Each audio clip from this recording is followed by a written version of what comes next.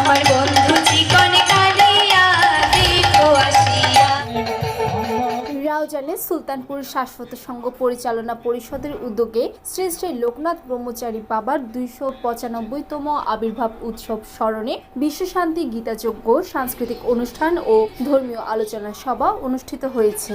11 September বৃহস্পতিবার সন্ধ্যায় এই উপলক্ষে আয়োজিত আলোচনা সভায় প্রধান অতিথি হিসেবে উপস্থিত ছিলেন রাউজান উপজেলা নির্বাহী অফিসার জিশান বিন মাজেদ। বিশেষ অতিথি ছিলেন রাউজান উপজেলা পূজা উদযাপন পরিষদের সাধারণ সম্পাদক সুমন দাশগুপ্ত, শঙ্কর মঠের সন্ন্যাসী পুলকানন্দ ব্রহ্মচারী, কিরণ চন্দ্র দাস, রণজিৎ কুমার দে, মৃদুল কান্তি সেনের সভাপতিত্বে ও সমু সেনের সঞ্চালনায় অনুষ্ঠানে বক্তব্য রাখেন বাপ্পা চক্রবর্তী। এই সময় সুলতানপুর শাশ্বত সংঘের সকল সদস্যবৃন্দ সহ স্থানীয় গণ্যমান্য ব্যক্তিবর্গ উপস্থিত ছিলেন। আবার নতুন আঙ্গিকে আমাদের শাশ্বত সংঘের কমিটি সাজিয়েছে।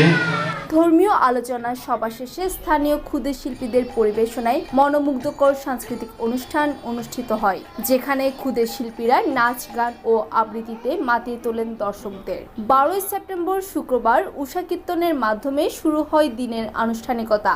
এরপর লোকনাথ বাবার বাল্যভোগ নিবেদন, পূজা ও দীক্ষাদান অনুষ্ঠিত হয়।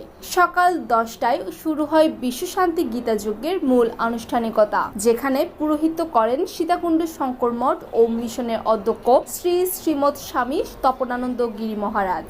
এছাড়াও গীতাযজ্ঞ পরিচালনায় মঠ ও মিশনের অন্যান্য সাধুসন্তরাও উপস্থিত ছিলেন।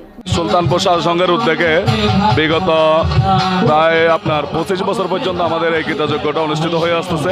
লোকনাথ বাবার আবির্ভাব উৎসব উপলক্ষে আমরা 2002 সাল থেকে শুরু করে আজ পর্যন্ত আমরা আমাদের অনুষ্ঠানটা চালিয়ে আসতেছি। এত বৃহৎ আকারে হচ্ছে, সেটি হচ্ছে 12 থেকে 13 বছর পর্যন্ত শঙ্কর মঠ, সীতাকুণ্ড শঙ্কর মঠের জ্যোতিষানন্দ বাবাজির হাতে এই গীতাযজ্ঞ আরম্ভ হয়। দুপুরে দূর দূরান্ত থেকে আগত হাজারো ভক্তবৃন্দের মাঝে প্রসাদ বিতরণ করা হয়। বিকালে বিশ্বশান্তি গীতাযজ্ঞের পূর্ণাহুতি ও সমবেত প্রার্থনার মাধ্যমে সমাপ্তি ঘটে 2 দিন ব্যাপী এই অনুষ্ঠানের। মাইকেল চৌধুরী এর তথ্য ও চিত্রে অর্পিতা চৌধুরী, সনাতন টিভি, চট্টগ্রাম।